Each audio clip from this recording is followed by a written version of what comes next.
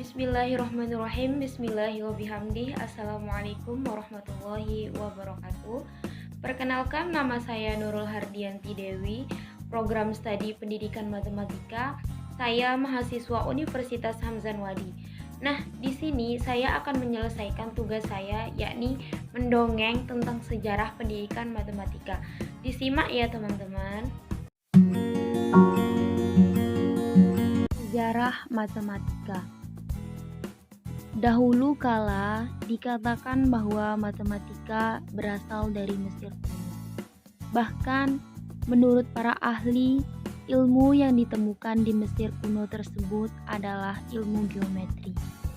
Kemudian seiring dengan berjalannya waktu, matematika dikatakan ditemukan pula di Babilonia, yang kemudian dikembangkan di bangsa Mesopotamia yang sekarang kita kenal bernama Irak. Di sana juga dikatakan bahwa yang paling maju itu bilangan berbasis 60. Selanjutnya, matematika Yunani. Dimulai dari Thales dari Miletus sekitar tahun 624 sampai dengan 546 sebelum Masehi. Saat itu dikatakan bahwa seorang matematikawan bernama Pythagoras pergi bersafari ke Mesir. Untuk apa? Untuk mempelajari matematika. Sehingga ditemukanlah teorema yang kemudian kita kenal hingga saat ini, yaitu dengan nama teorema Pythagoras. Selanjutnya, matematika di Cina. Dikatakan bahwa terdapat tulisan matematika yang dianggap paling tua. Hal tersebutlah yang menjadi catatan penggunaan matematika Cina adalah sistem bilangan desimal. Selanjutnya, matematika India. Matematika India ini dimulai sejak zaman besi, sekitar abad ke-9 sebelum Masehi, dan ditemukanlah aturan-aturan meta, transformasi, rekursi, kombinasi, kombinatorikal, binominal, dan trigonometri. Seiring dengan berjalannya waktu, ditemukan pula sejarah matematika berdasarkan konsepnya, yang ini dibagi menjadi beberapa bagian. Yang pertama, sistem bilangan. Dikatakan bahwa angka yang kita gunakan sekarang ini disebut angka Arab atau angka Indo-Arab dan berasal dari India, kemudian dikembangkan di daerah Arab. Kemudian terdapat pula bilangan pecahan dan desimal. Menurut sejarah matematika, perkembangan bilangan pecahan tertua mungkin dimulai dari Mesir kuno. Brahmaputra dalam Brahma Supata Siddhata menjelaskan tentang penulisan dan perhitungan bilangan pecahan.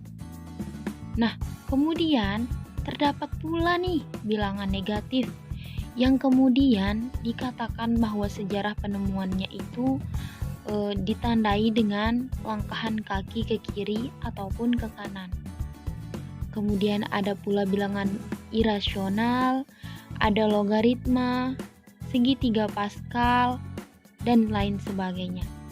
Kemudian terdapat konsep aljabar, di mana di dalamnya terdapat teorema Pythagoras, persamaan kuadrat, sistem persamaan linier, matriks dan determinan, dan lain pula sebagainya. Di dalam konsep selanjutnya terdapat konsep geometri. Sejarah peradaban paling kuno yang tercatat dalam sejarah adalah peradaban Babilonia. Pengetahuan Babilonia mengenai geometri khususnya keliling, luas, dan volume cukup teliti. Dalam batu Susa yang ditemukan tahun 1936, terdapat perhitungan yang lebih teliti lagi. Jadi, konsep-konsep ini secara detail ditemukan oleh para ahli. Kemudian ada konsep kalkulus. Di konsep kalkulus terdapat ada fungsi, limit, turunan, dan integral. Ada pula konsep trigonometri, teori himpunan, logika matematika, konsep kombinatorika, teori peluang, dan statistika yang hingga saat ini kita kenal. Selanjutnya adalah penemu konsep dasar matematika. Yang pertama ada René Descartes, dikenal dengan ahli filsafat modern besar yang pertama, juga penemu biologi modern, dan ahli fisika. Kemudian terdapat Sir Isaac Newton. Ada juga Gottfried Wilhelm Leibniz. Itulah beberapa para ilmuwan yang menemukan konsep matematika. Mungkin itu saja yang bisa saya sampaikan.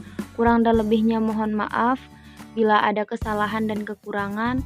Wallahu muwaffiq wal hadi ila sabilir rasyad. Assalamualaikum warahmatullahi wabarakatuh.